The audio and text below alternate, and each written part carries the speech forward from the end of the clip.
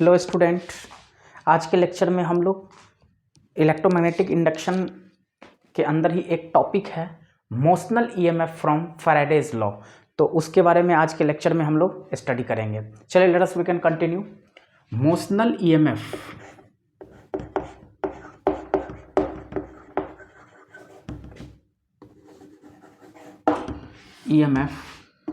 From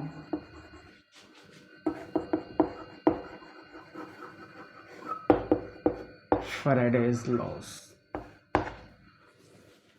motional EMF from Faraday's law बहुत ही ज़्यादा इंपॉर्टेंट टॉपिक है सीबीएसई पॉइंट ऑफ व्यू से।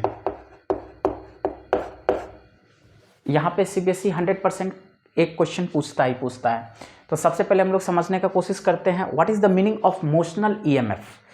देखिए, जैसे कि मैंने आपको पिछले लेक्चर में भी बता रखा हूँ, इलेक्ट्रोमैग्नेटिक इंडक्शन का जो फर्स्ट लेक्चर था कि ईएमएफ इंड्यूस कैसे होता है। तो whenever the change in magnetic flux will takes place till the EMF will be induce, that is the main concept. यानी कि ईएमएफ इंड्यूस होने के लिए हमें क्या सबसे ज़्यादा इसेंशियल पैरामीटर होता है, चेंज इन मैग्नेटिक फ्लक्स। ठीक है, तो यहाँ पे जो हम लोग ईएमएफ को इंड्यूस कर रहे हैं वो कैसे कर रहे हैं, तो नाम से ही पता चल रहा है मोशनल ईएमएफ, यानी कि किसी कंडक्टर के मोशन के कारण जो फ्लक्स में चेंजिंग होता है उसके वजह से जो उस कंडक्टर के अक्रॉस जो ईएमएफ इंड्यूस होता है, that induced EMF is called as motional EMF. तो बाय यूजिंग फैराडेज लॉ, तो मोशनल ईएमएफ का बेसिक मीनिंग क्या हो गया कि अगर किसी मैग्नेटिक फील्ड के अंदर किसी कंडक्टर को आप मूव कराते हो, एक सर्टेन वेलोसिटी के साथ मूव कराते हो, तो उस कंडक्टर के एंड्स के अक्रॉस, उस कंडक्टर के अक्रॉस जो ईएमएफ डेवलप होता है, that developed EMF is called as motional EMF. तो चलिए इसको हम डायग्राम के जरिए एक्सप्लेन करने का कोशिश करते हैं। हम इसको कैसे एक्सप्रेस करेंगे मोशनल ईएमएफ। तो सबसे पहले इसके बारे में एक लाइन हम लिख देते हैं कि द ईएमएफ इंड्यूस्ड और developed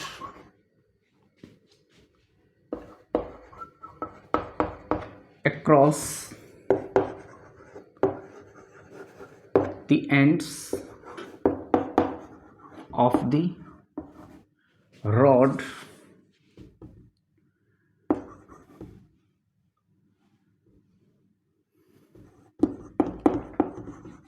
moving with the velocity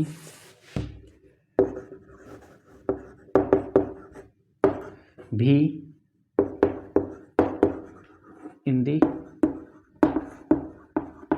uniform magnetic field. मैंने क्या लिखा कि द ईएमएफ इंड्यूस्ड और developed across the ends of the rod moving with the velocity v in the uniform magnetic field, such kind of EMF is called as motional EMF. तो let us we can derive their expression of motional EMF.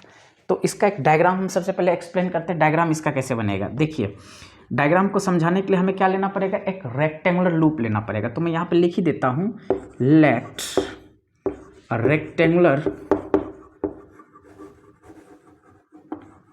Loop P Q R S.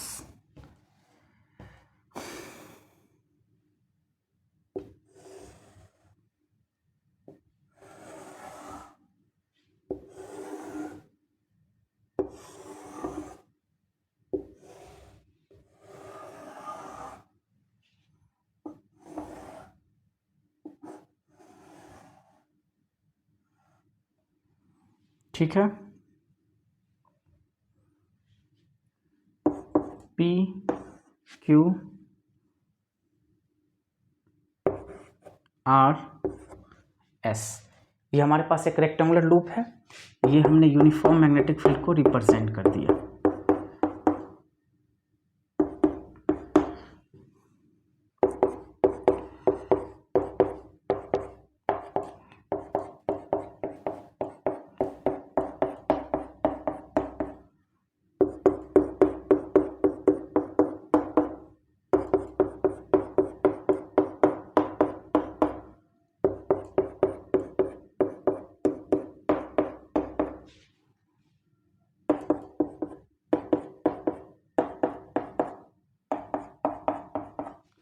ये cross cross जो symbol हमने दे रखा है basically uniform magnetic field को represent करने का ये हमारे पास क्या है, एक पैटर्न है जिसके जरिए हम यूनिफॉर्म मैग्नेटिक फील्ड को क्या करते हैं, रिप्रेजेंट करते हैं। ओके, तो ये हमारे पास क्या है, यूनिफॉर्म मैग्नेटिक फील्ड है।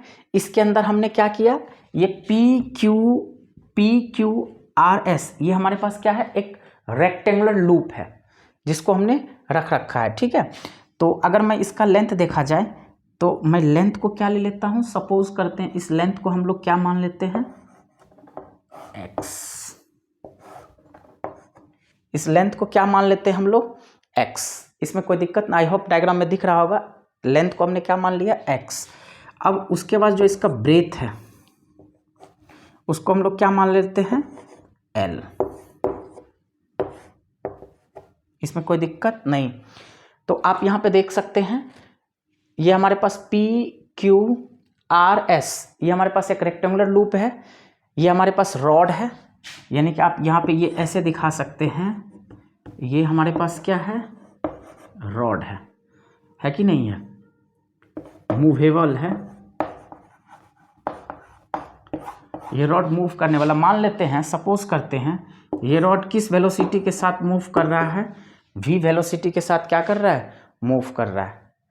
तो ये जो हमारे पास रॉड है ये v वेलोसिटी के साथ किसके अंदर मूव कर रहा है, इस यूनिफॉर्म मैग्नेटिक फील्ड के अंदर मूव कर रहा है। तो ये जो हमारे पास रेक्टेंगुलर लूप है पी क्यू आर एस, जिसका लेंथ हमारे पास कितना दे रखा है, x, और ब्रेथ कितना दे रखा है हमारे पास, l। ठीक है, डायग्राम आई होप समझ में आ रहा होगा। चलिए ऊपर मैं रब करता हूं।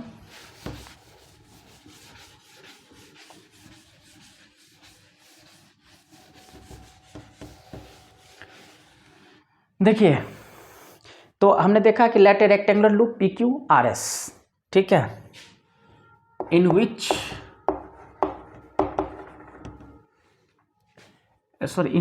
नहीं लिख सकते, हम लिखेंगे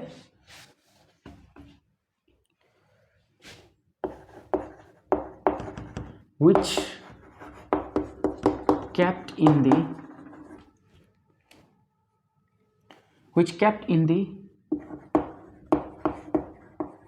uniform magnetic field B vector. यानी कि ये जो रेक्टेंगुलर लूप है पी क्यू आर एस, ये कहाँ पे रखा हुआ है, यूनिफॉर्म मैग्नेटिक फील्ड के अंदर रखा हुआ है।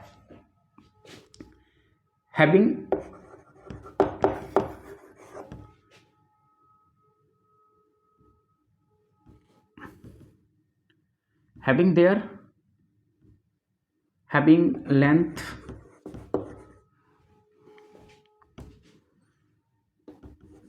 x and breadth l, let the rod moves with the velocity v in the uniform magnetic field v vector perpendicularly।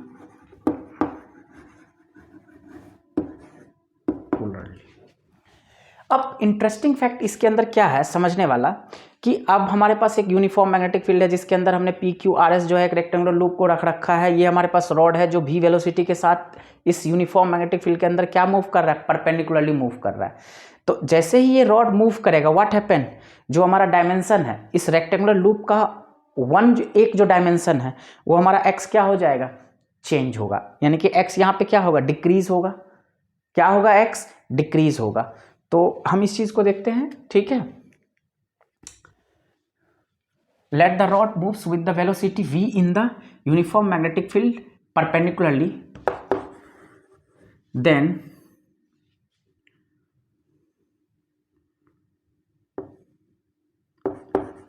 the area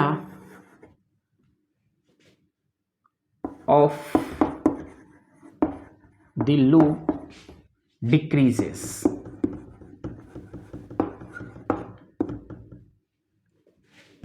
that is x decreases। अगर जैसे हमारे पास एरिया है तो एरिया L इंटू बी होगा क्योंकि rectangular loop है, तो अगर x डिक्रीज कर रहा है तो कहीं ना कहीं उसका जो एरिया है वो भी क्या करेगा, डिक्रीज करेगा। यहाँ पे x क्या हो रहा है, डिक्रीज हो रहा है। ठीक है, तो ऑब्वियस सी बात है, आपने ईएमएफ में क्या देखा, देखिए मैं आपको एक्सप्लेन करके बताता हूं। आप ये डायग्राम समझ में आ रहा होगा आपको।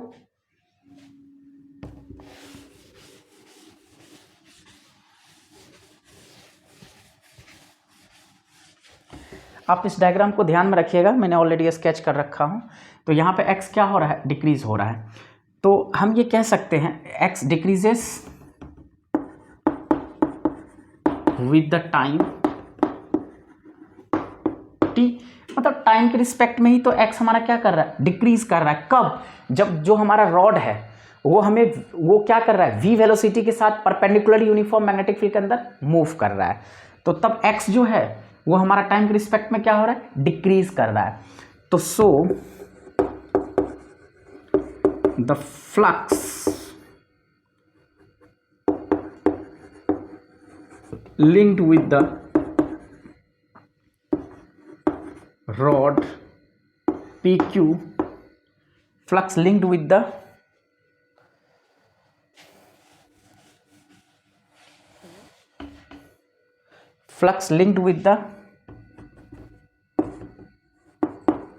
coil PQ RS will be, तो जो फ्लक्स होगा फाई इज इक्वल टू हमारे पास क्या होता है, B A. Magnetic flux phi B is equal to क्या हो जाएगा, बी ए। तो this implies phi B is equal to magnetic field, area की जगह हम क्या लिख सकते हैं, एल इंटू एक्स। तो this implies phi B is equal to क्या आ जाएगा हमारे पास, B L X, that is area. हम यहाँ पे लिख सकते हैं since area is equal to L into X, तो ये मैग्नेटिक फ्लक्स हमारे पास क्या आ जाएगा, बी एल एक्स।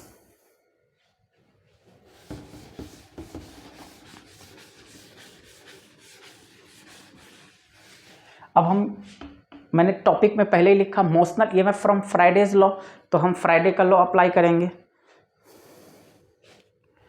नाउ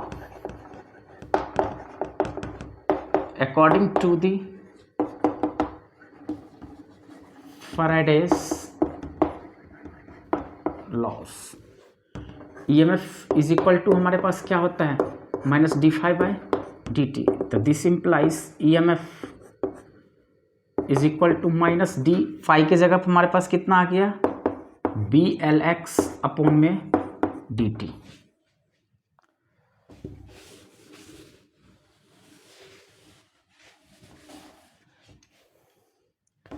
तो दिस इंप्लाइज हमारे पास क्या आ जाएगा, EMF इज इक्वल टू, देखिए डी किसके कौन सा चीज वेरिएबल था, मैंने आपको अभी नोटेशन में लिखा था, x change with time t, यानी कि जो हमारा x डिक्रीज कर रहा था वो किसके रिस्पेक्ट में डिक्रीज कर रहा है, t के रिस्पेक्ट में। तो माइनस b और l कांस्टेंट बाहर आ जाएगा, क्या लिखूंगा, dx बाई dt। तो this implies EMF is equal to minus B L into minus V. Since जैसा कि आप लोग जानते हो वेलोसिटी इज इक्वल टू क्या होता है, D X by D T. Already you know this expression, velocity is equal to D X by D T, जिसको हम ठीक है वेलोसिटी।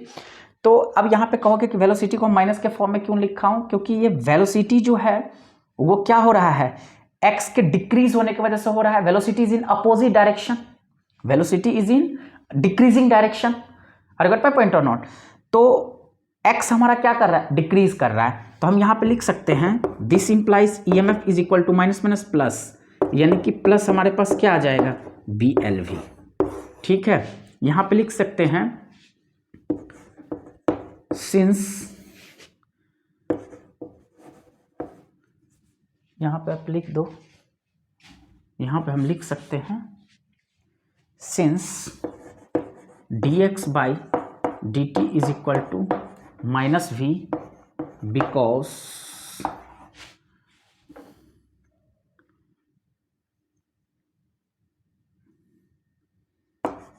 एक्सिस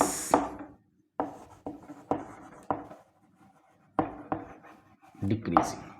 हम ये भी कह सकते हैं dx by D T is equal to minus B because x is decreasing, क्योंकि हमारा जो x है वो डिक्रीज कर रहा है, तो हम ये भी कह सकते हैं वेलोसिटी भी हमारा क्या करेगा, ऑब्वियस सी बात है, एरिया डिक्रीज करेगा तो वेलोसिटी भी डिक्रीज करेगा।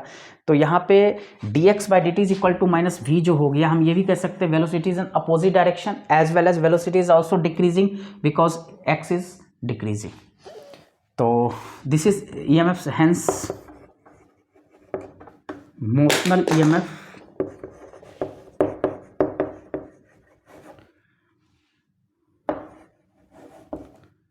will be BLV. So this EMF is called as motional EMF, BLV. B हमारे पास मैग्नेटिक फील्ड है, L हमारे पास एक तरह से लेंथ है लूप का, ठीक है, जो भी कॉइल रखा था मैंने उसका लेंथ था। V किस वेलोसिटी से हमारा क्या कर रहा है, कंडक्टर मूव कर रहा है, सॉरी आप L यहाँ पे एक तरह से देखा जाए तो लेंथ ऑफ द कंडक्टर भी आप ले सकते हो, कोई दिक्कत नहीं है। तो मोशनल EMF में EMF क्या हो, EMF हो गया, यानी कि कंडक्टर के मोशन के कारण जो EMF डेवलप हुआ वो EMF is called as motional EMF। B for magnetic field, L for length of the rod या कंडक्टर, और V वो कंडक्टर किस वेलोसिटी के साथ क्या कर रहा है, मूव कर रहा है। सो आई होप आपको ये समझ में आ गया होगा, मैंने बहुत सिंपल वे में बताया हूँ, ठीक है। तो thank you for watching my lecture, okay.